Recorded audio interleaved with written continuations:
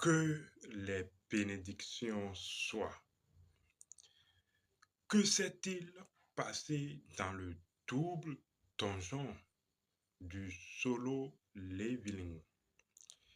Eh bien, voici ce dont nous allons parler dans la présente communication, à savoir qu'est-ce qui s'est vraiment passé dans le double donjon. Ici, Abish Adjiboye pour vous présenter cette communication de solo leveling. Que s'est-il passé dans le double donjon? Bien avant, likez, aimez, commentez, vous qui aimez et vous qui appréciez ce que nous faisons. Que s'est-il passé dans le double donjon? Nous avons déjà introduit solo leveling. Ceci est donc le numéro 2, la deuxième partie de notre série de communication que nous avons entamée sur solo leveling. Nombreuses personnes, comme nous l'avons dit, signalé dans l'introduction, regardent solo leveling de par le monde. Solo leveling, comme nous le disons, est actuellement l'anime le plus populaire. En quoi ça nous intéresse? Nous l'avons également expliqué. Il s'agit de la connaissance. La chose qu'il faut et la chose qui, dont le défaut cause l'ignorance, c'est la connaissance. Mon peuple périt faute de connaissance. Si vous n'avez pas la connaissance, vous souffrez, tenez-vous bien, de tous les maux du monde. La connaissance, elle se trouve partout. La connaissance véritable, elle se trouve effectivement partout. Dans une rencontre anodine, dans le service rendu, dans le sourire de l'enfant, dans les pleurs d'un parent, dans un enterrement, un peu partout la connaissance se trouve. Mais également, dans chaque tradition, la connaissance se retrouve codée et véhiculée par différents rites, véhiculée par différents mythes.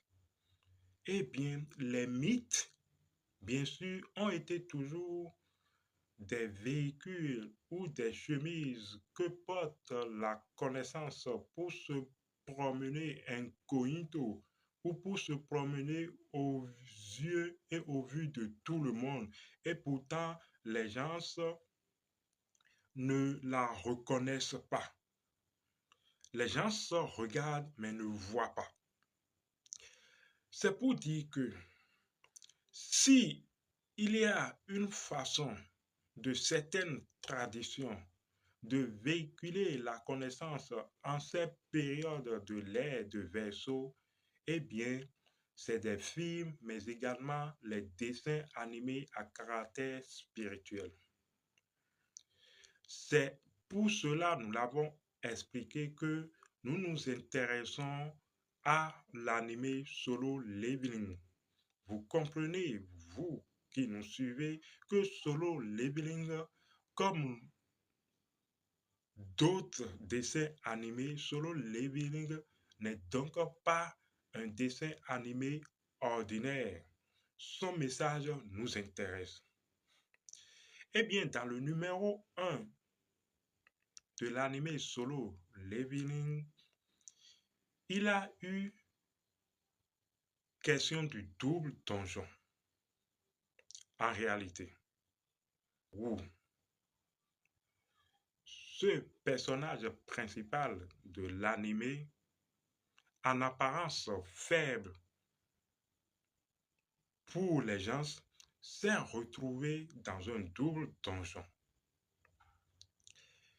L'introduction même de l'anime parle de il y a bientôt 10 ans que des portails apparaissent menant sur d'autres dimensions d'où proviennent des êtres, des créatures.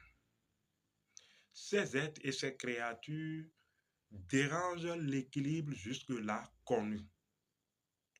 Il y a des êtres, des humains particuliers qui se sont éveillés à leur potentiel.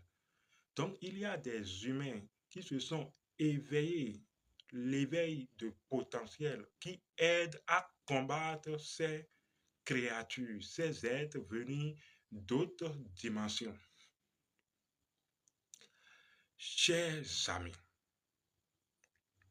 cette histoire et cette introduction de solo leveling montre que ça nous concerne nous tous. C'est vrai. Vous allez vous demander, mais comment? Quand on parle de l'éveil de potentiel, tout de suite, il faut le savoir. Ça ne concerne pas des personnes particulières éloignées de vous et vous, vous en êtes exclus. C'est l'histoire de tout un chacun de nous. Chacun de nous avons un potentiel. Et par un déclic, par une maturation, nous parvenons à l'éveil de ce potentiel. Vous connaissez dans la société, chacun de vous avait un talent, avait un potentiel. Très tôt dès la naissance, ce potentiel se manifeste chez certaines personnes. Chez d'autres, il faut alors vivre des expériences d'épreuves qui aboutissent à la révélation du potentiel jusque-là inconnu. De toute façon, chacun de nous avons un potentiel. À l'éveil de ce potentiel, chaque personne l'utilise selon son éducation et son éthique. Voilà le monde dans lequel nous sommes. Nous nous retrouvons alors au sein de la nature. Au sein de la nature où en tant qu'être humain, nous avons un potentiel devant nous permettre l'exercice même de notre existence. Vous êtes en train de comprendre que c'est une réalité intérieure qui n'exclut personne. Solo leveling en tant que tel retrace un processus initiatique intérieur de vous, de nous, de la nature. Ces forces, ces créatures qui apparaissent par des portails d'autres dimensions. Et ces gens qui commencent de plus en plus par s'éveiller, et c'est ce que vous remarquez, à l'ère où nous sommes, les gens se parlent plus d'intériorisation, de retour à la source, d'éveil, de don, de talent. C'est de ça qu'il s'agit. Mais ces portes apparaissant, nous sommes dans un champ, nous nous retrouvons dans un champ où la nature, par son mouvement, nous mène vers l'initiation, nous mène vers la connaissance de nous-mêmes. Parce que seule la connaissance dans l'épreuve produit l'éveil. Et vous le savez, celui qui n'a pas été mis à l'épreuve sait peu de choses. Mais au sein de cette nature, il y a ce que nous appelons des sanctuaires, des hôtels, des sanctuaires de la nature. Ces sanctuaires de la nature sont alors comme les donjons, sont alors comme des portails, sont alors comme l'utérus même, parce que l'utérus même de la nature ou l'utérus porte des choses, ces sanctuaires de ces donc portails qui apparaissent dans Solo Leveling représentent des sanctuaires de la nature, où quand vous vous rendez, vous rencontrez des créatures de différentes sortes. Vous voyez, vous rencontrez des entités, des esprits. Vous, le truc est que quand vous rentrez dans le donjon, vous rencontrez des créatures, mais au-delà des créatures, il y a le boss du donjon, présenté un peu comme le principe ayant d'où découlent ces créatures, ces entités. Donc, il y a les créatures du donjon.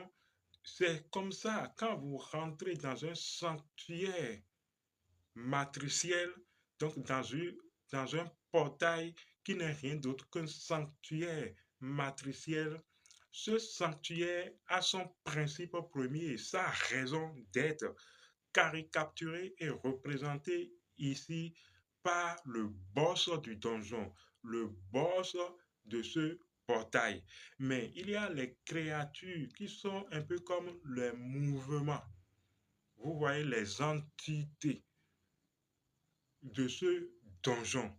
Donc nous nous retrouvons alors dans une zone matricielle. Et quand vous rentrez dans une zone matricielle, c'est une zone de turbulence. Oui, un portail matriciel est une zone de turbulence. Et d'ailleurs, vous remarquez toute la turbulence qui a eu lieu dans cette zone où il ne faut que compter sur soi-même. C'est exactement cela. Maintenant, quand vous rentrez dans le sanctuaire, vous êtes tenu premièrement au secret. Au secret, donc aux sacralités du donjon du sanctuaire. Chaque sanctuaire, chaque portail, chaque matrice, donc révèle son secret, révèle ses gardiens qui gardent le secret. Et nous allons revenir à cela plus tard, qui gardent le secret. Et vous devez passer l'épreuve pour pouvoir absorber la lumière, donc la connaissance de ce donjon. La lumière d'une chose est le principe de la chose. C'est donc ainsi que Sun Jinhu franchit ce double donjon avec ses partenaires, ses chasseurs. Rappelez-vous de la première règle ou de la première loi inscrite dans ce donjon. Tu vénéreras Dieu. Quand on parle de la vénération, il s'agit de se tenir au sacré. Il vient de rentrer dans une quête de sacré. Il vient d'entamer une initiation de sacré. Et cette initiation a conduit à son double éveil. Mais avant d'aller au double éveil, il a déjà d'abord pris par quoi? Par la mort. En réalité, quand vous connaissez l'éveil de votre potentiel très tôt ou de façon anodine à votre existence, ce qui arrive à nombreuses personnes de plus en plus, les gens pensent qu'il ne faut plus aller à l'initiation. Je pourrais dire à l'épreuve, parce ceux qui parlent de l'initiation parlent de l'épreuve d'initiation. Les gens pensent qu'il ne faut plus aller à l'initiation. Ce trait de caractère est un trait de caractère égotique. C'est justement ce trait de caractère égotique qui empêche ceux qui connaissent de simple éveil d'évoluer. Parce que quand vous êtes confronté ou enfermé dans l'ego d'avoir atteint l'éveil, vous n'évoluez plus, quel qu'en soit votre entraînement, vous n'évoluez plus puisque vous pensez que vous y êtes déjà. Mais contrairement au double éveil qui est plus un éveil intégral qui brise les barrières de l'ego, donc où vous mourrez et vous naissez de nouveau, parce que ce n'est que ça qui brise les barrières de l'ego. Et c'est justement ça. Quand vous rentrez dans un portail matriciel, donc dans un sanctuaire, dans la matrice, la première loi sacrée de la matrice, c'est la mort. La matrice conduit à la mort. Mais la deuxième fonction de la matrice, c'est la renaissance. Et vous voyez, c'est ce qui est arrivé à Jin Hu. Il a connu la mort et la renaissance. Il a connu un double éveil où les barrières de l'ego ont été brisées. Quand vous franchissez alors les barrières de l'ego dans l'épreuve qu'il a subie dans ce donjon, vous connaissez le double éveil. Quand vous connaissez ce double éveil, alors apparaît une chose, le système. Alors apparaît le système. Alors, d'après vous, de façon initiatique, de façon intérieure, compte tenu de tout ce que nous venons d'expliquer, c'est quoi le système? C'est quoi ce système qui s'est révélé une fois que Jinhu a connu l'éveil? Quand Sun Hu a connu l'éveil, quel est ce système qui est apparu? Ce sera ce dont nous allons parler dans le troisième numéro de cette série de communication, le système après l'éveil, le système apparu dans Solo Leveling, le système de Jin Hu.